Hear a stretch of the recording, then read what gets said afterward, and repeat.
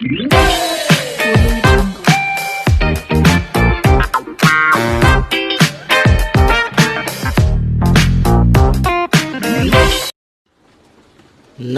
सभी को, मैं मतु केवट। मैं आज आपको कक्षा 5वीं शिष्य वृत्ति विषय गणित में उपघटक 6.4 वृत्त के बारे में बता रहा हूँ कि वृत्त को हम कैसे पहचानेंगे और वृत्त के बारे में हमें क्या क्या पढ़ना है, क्या क्या समझना है। तो इसको देखिए, इसे हमें जानने के लिए क्या क्या करना है। तो देखिए, उपघटक, पहला मुद्दा इसमें है उपघटक कि वृत्त के कौन कौन से उपघटक हैं, कि वृत्त में क्या क्या आते हैं। तो वृत्त में देखिए त्रिज्या, व्यास, जीवा, केंद्र, परिधि, अंतःभाग, बाह्य भाग, वृत्त का चाप। तो वृत्त के अंदर हमें इन सब बातों की जानकारी को प्राप्त करना है। तो त्रिज्या के बारे में हम पहले देखेंगे कि त्रिज्या की परिभाषा क्या है, त्रिज्या कहते किसे हैं। वृत्त का केंद्र बिंदु तथा वृत्त पर से वृत्त का केंद्र बिंदु तथा वृत्त पर के किसी भी एक बिंदु को मिलाने वाली रेखा अर्थात त्रिज्या होती है। एक वृत्त में अनेक त्रिज्याएं हो सकती हैं, एक वृत्त में अनेक त्रिज्याएं होती हैं और हो सकती हैं। इसी तरह से आगे देखिए जीवा। अब हम जीवा के बारे में समझेंगे कि जीवा किसे कहते हैं। देखिए, वृत्त पर के किन्हीं दो बिंदुओं को मिलाने वाली रेखा जीवा कहलाती है। वृत्त पर के किन्हीं दो बिंदुओं को मिलाने वाली रेखा को जीवा कहते हैं। और व्यास देखिए, व्यास की क्या परिभाषा है। वृत्त के केंद्र से जाने वाली जीवा को वृत्त का व्यास कहते हैं। व्यास वृत्त की सबसे बड़ी जीवा होती है। जो वृत्त के बीचों बीच होती है उसे जीवा भी कहते हैं, और वृत्त का व्यास जो है सबसे बड़ी जीवा भी कहलाता है। वृत्त का व्यास जो है त्रिज्या का दुगुना होता है। वृत्त का व्यास त्रिज्या का दुगुना होता है। इसके बाद हमें वृत्त का अंतःभाग देखिए। वृत्त के अंदर भाग को वृत्त का अंतःभाग कहते हैं। वृत्त का बाह्य भाग, वृत्त के बाह्य भाग को वृत्त का बाह्य भाग कहते हैं। वृत्त के बाहर के भाग को वृत्त का बाह्य भाग कहते हैं। अब देखिए वृत्त की परिधि। वृत्त के वृत्ताकार लंबाई को वृत्त की परिधि कहते हैं। और आगे है वृत्त का चाप। वृत्त का चाप देखिए, वृत्त के परिधि के छोटे बड़े भागों को वृत्त का चाप कहते हैं। वृत्त के चाप को 3 अक्षरों से लिखा जाता है। तो इस तरह से हमें वृत्त के अंतर्गत इन सब के बारे में हमें जानकारी प्राप्त करना है। जैसे त्रिज्या, जीवा, व्यास, वृत्त का अंतःभाग, वृत्त का बाह्य भाग, वृत्त की परिधि तथा वृत्त का चाप। तो बच्चों, यहाँ वृत्त का एक चित्र दिया गया है।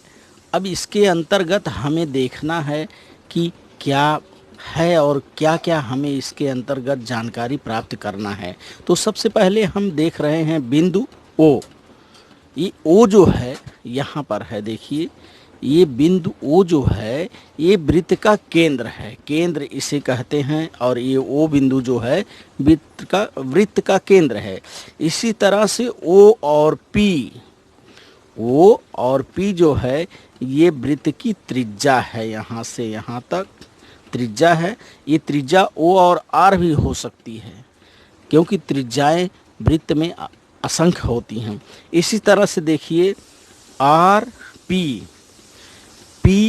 आर समझिए, या आर पी, ये जो है यहाँ से लेकर के यहाँ तक ये दो त्रिज्याओं को मिलाने पर आर पी जो ये रेखा है ये रेखाखंड जो यहाँ से यहाँ तक है, ये वृत्त का व्यास है। आर पी बोलिए या पी आर बोलिए, ये वृत्त का व्यास है। इसी तरह से देखिए R Q P, R Q P, R Q P, ये वृत्त का चाप है। आर क्यू पी, यहाँ से इस रेखा को ऐसे हमको इसको चाप यहाँ से हमें देखना है। आर है, ये यहाँ आर है, यहाँ क्यू है और यहाँ पर जाकर के पी बिंदु है। तो इस तरह से ऐसे ये जो रेखा हो गई, इसे हम यहाँ से यहाँ तक वृत्त का चाप कहते हैं। इसके बाद देखिए यस और टी एक बिंदु यहाँ यस है और यहाँ बिंदु एक टी है। तो ये दोनों जो बिंदु हैं वृत्त के अंतः भाग के बिंदु है। ये वृत्त के अंदर है यस और टी भी वृत्त के अंदर है। इसके बाद दो बिंदु और देखिए, यहाँ एक यन है और यहाँ एक यम है। ये वृत्त पर नहीं है, वृत्त के बाहर हैं। तो बिंदु यम और यन वृत्त के बाह्य भाग के बिंदु हैं, यन और यम। इसी तरह से और देखिए इसके अंतर्गत आर क्यू पी वृत्त पर के बिंदु हैं। इस वृत्त पर कितने बिंदु हैं? आर है, क्यू है और पी जो है, ये बिंदु जो है ये वृत्त पर के बिंदु हैं, यानी वृत्त के ऊपर ये बिंदु हैं। तो इस तरह से बच्चों हमें वृत्त में वृत्त का केंद्र, त्रिज्या, जीवा, व्यास, वृत्त का चाप, वृत्त के अंतः भाग, वृत्त के बाह्य भाग तथा वृत्त पर के बिंदु को हमें समझना है और समझ करके हमें इससे संबंधित प्रश्नों को क्या करना है, हल करना है। नमस्कार सभी को, मैं आज आपको वृत्त से संबंधित प्रश्नों को हल करके बता रहा हूँ। कक्षा 5वीं शिष्य वृत्ति में वृत्त से संबंधित देखिए किस प्रकार के प्रश्न आते हैं। तो कुछ प्रश्नों को मैंने यहाँ लिखा है और उस उदाहरण को हल करके मैं आपको बता रहा हूँ कि किस तरह से वृत्त के प्रश्नों को आपको हल करना है। तो देखिए पहला प्रश्न इसमें है। पहला प्रश्न देखिए, एक वृत्त में कितनी त्रिज्या खींची जा सकती हैं? तो इसमें देखिए पर्याय है, इसमें 4 पर्याय होते हैं बच्चों। पहला पर्याय में देखिए 1 है, दूसरे क्रमांक पर्याय में 2 है, तीसरे में 10 है और चौथे में अनेक लिखा हुआ है। तो इसमें से ये 4 उत्तर पर्याय यहाँ है 1 2 3 4 1 2 3 4 करके है और इसमें से ही एक कोई उत्तर है। तो हम जानते हैं कि एक वृत्त में कितनी त्रिज्या खींची जा सकती हैं। तो हम ज्ञात हैं कि एक वृत्त में अनेक त्रिज्याएं खींची जा सकती हैं। तो ये 4 नंबर का जो पर्याय क्रमांक 4 जो है, इसको हमें क्या करना है, इस तरह से रंग देना है और ये इसका उत्तर ये 4 क्रमांक का पर्याय है। इस तरह से हमें परीक्षा में, एग्ज़ाम में हमें इस तरह से वृत्त से आए संबंधित प्रश्नों को हल करना है। तो इससे हमें ज्ञात हो गया कि ये 4 नंबर का पर्याय जो है ये सही है और वृत्त में अनेक त्रिज्याएं होती है। अब प्रश्न क्रमांक 2 को देखिए।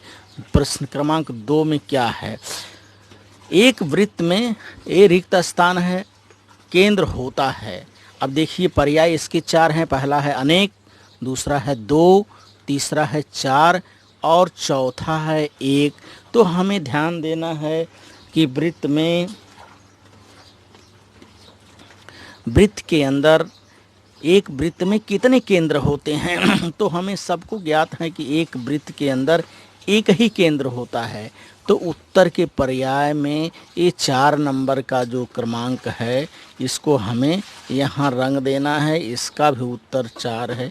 इस गोले को हमें व्यवस्थित रंगना है। रंगते समय परीक्षा में इस पर हमें ध्यान देना है कि इसमें रंगते समय बाहर ना हो या कहीं जगह छूटी ना रह जाए।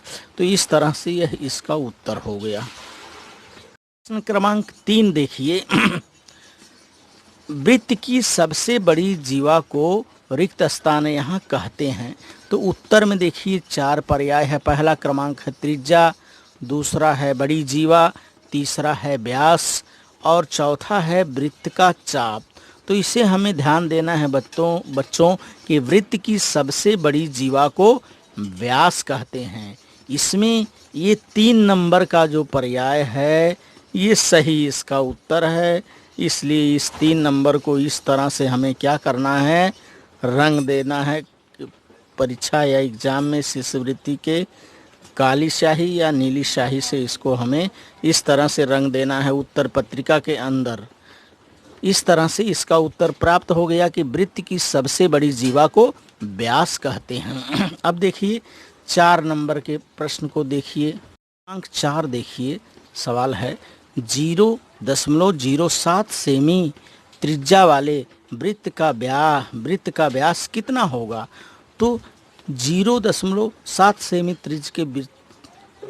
त्रिज्या के व्यास अर्थात त्रिज्या का दुगुना व्यास होता है। तो इसको क्या करना, हमें इसमें इसको एक बार जोड़ लेना है इसमें, या 2 का गुणा कर देना है। तो इसका पर्याय क्रमांक 3 होगा। पहले में देखिए 0.07 है, ये नहीं होगा। दूसरे में 0.014 सेमी है, यह भी नहीं होगा।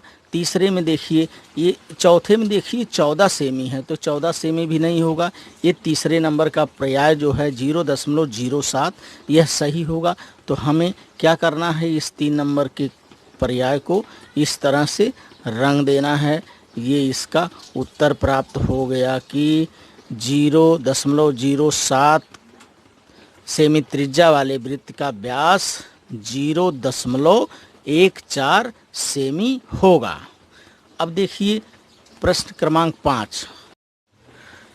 प्रश्न क्रमांक 5 देखिए, ओ केंद्र वाले वृत्त में कितने व्यास होते हैं। तो हम सभी जानते हैं कि वृत्त में केंद्र से अनेक व्यास खींचे जा सकते हैं। तो पहला पर्याय इसका देखिए है अनेक, दूसरा है एक तथा एक ही, तीसरा क्रमांक 2 है और चौथे पर्याय पर 0 है। तो इसका पर्याय क्रमांक 1 जो है, पहला जो है ये सही है। तो उत्तर पर्याय में हम 1 नंबर के पर्याय को इस तरह से हम गोल कर देंगे। ये इसका उत्तर प्राप्त हो गया कि ओ केंद्र वाले वृत्त में अनेक व्यास होते हैं या अनेक व्यास खींचे जा सकते हैं। प्रश्न क्रमांक 6 देखिए, वृत्त से संबंधित प्रश्नों में वृत्त की त्रिज्या 3 सेमी है, व्यास 6 सेमी है, एक जीवा 5 सेमी है। तो वृत्त की सबसे बड़ी जीवा कितने सेमी लंबाई की होगी। तो इसमें बच्चों देखिए क्या पूछ रहा है, एक वृत्त का व्यास त्रिज्या 3 सेमी है तो उसका व्यास कितना होगा, 6 सेमी होगा। तो एक जीवा 5 सेमी है, तो वृत्त की सबसे बड़ी जीवा, तो हमें ज्ञात है कि व्यास ही वृत्त की सबसे बड़ी जीवा होती है। तो इसलिए सबसे बड़ा व्यास इसमें जो होगा, सबसे बड़ी जीवा व्यास की लंबाई 6 सेमी ही होगी। और उत्तर का पर्याय देखिए, पहले क्रमांक पर 5 सेमी है, दूसरे क्रमांक पर 3 सेमी है, तीसरे क्रमांक पे 6 सेमी है और चौथे क्रमांक पे 10 सेमी है। तो इसका ये 3 क्रमांक, पर्याय क्रमांक 3 जो है इसका उत्तर होगा। और इस उत्तर को हम रंग देंगे। इसमें क्या किया है बच्चों, प्रश्न को भटकाने के लिए 5 सेमी जीवा लिखा है।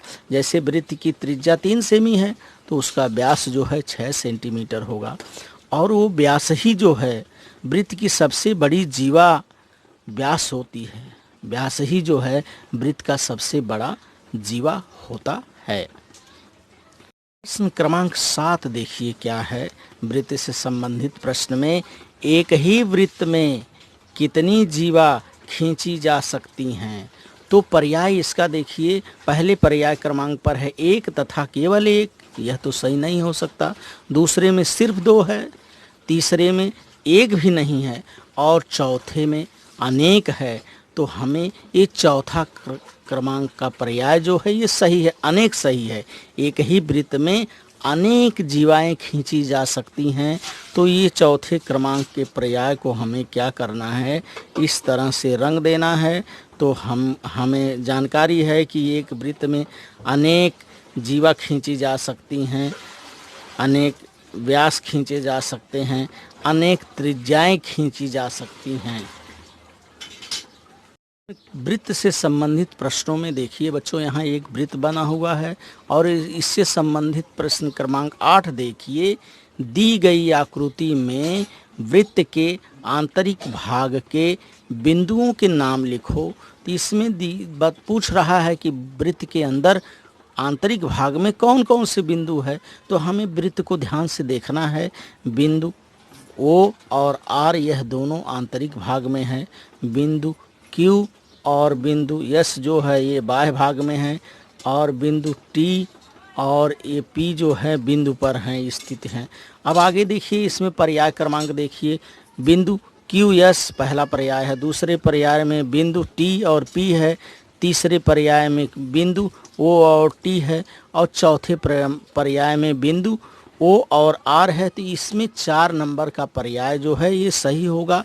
तो उत्तर में हमें देखना है, उत्तर पर्याय में 1 2 3 4 ये चौथे नंबर के पर्याय को हमें इस तरह से रंग देना है और इसका उत्तर यही होगा कि वृत्त के आंतरिक भाग में बिंदु O और R आते हैं। बिंदु O और R जो हैं ये वृत्त के आंतरिक भाग के बिंदु हैं। क्रमांक 9 देखिए, यहाँ एक वृत्त बना हुआ है और इससे संबंधित प्रश्न है। आकृति में वृत्त के चाप का नाम यहाँ लिखना है कि चाप के नाम क्या है।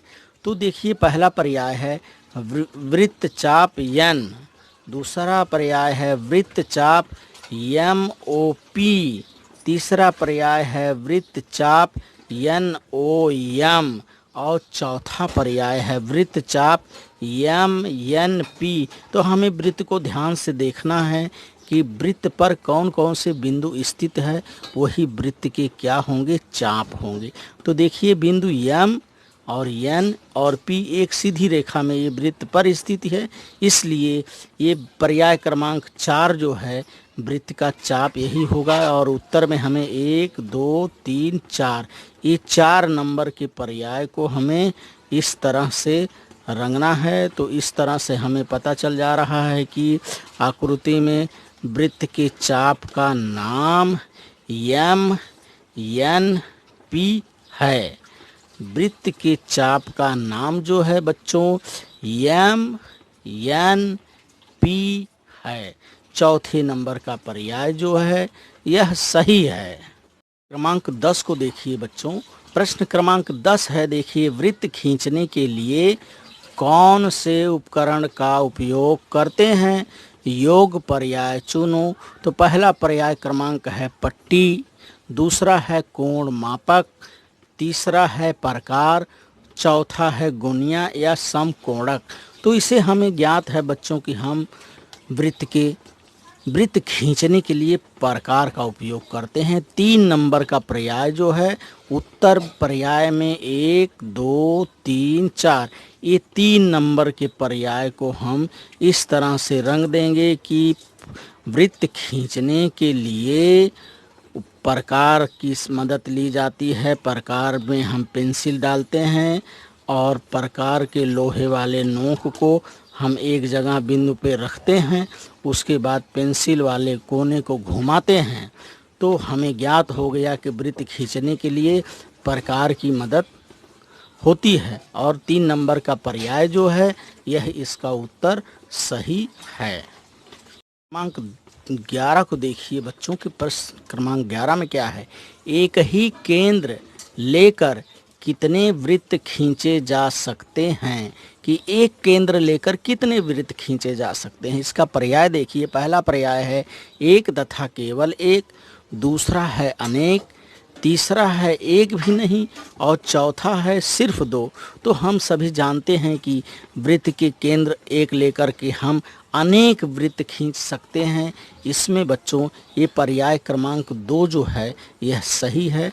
उत्तर पर्याय में हम देखेंगे 1 2 3 4 पर्याय क्रमांक 2 को इस तरह से गोल कर देंगे और हम सभी को जानकारी है कि एक ही केंद्र लेकर के अनेक वृत्त खींचे जा सकते हैं। तो ये उत्तर पर्याय क्रमांक 2 जो है सही है। उसको इस तरह से ऐसे उत्तर पुस्तिका में 2 नंबर के पर्याय को इस तरह से रंगना है। प्रश्न क्रमांक 12 है। देखिए बच्चों, वृत्त खींचने के लिए प्रकार में लिया गया अंतर ही रिक्त स्थान है। ये हमें इसको ज्ञात करना है कि वृत्त खींचने के लिए प्रकार में लिया गया अंतर उसे क्या कहते हैं। तो पहले पर्याय में है, देखिए, वृत्त का व्यास, वृत्त का चाप, तीसरे नंबर पे वृत्त की जीवा और चौथे नंबर पर है वृत्त की त्रिज्या।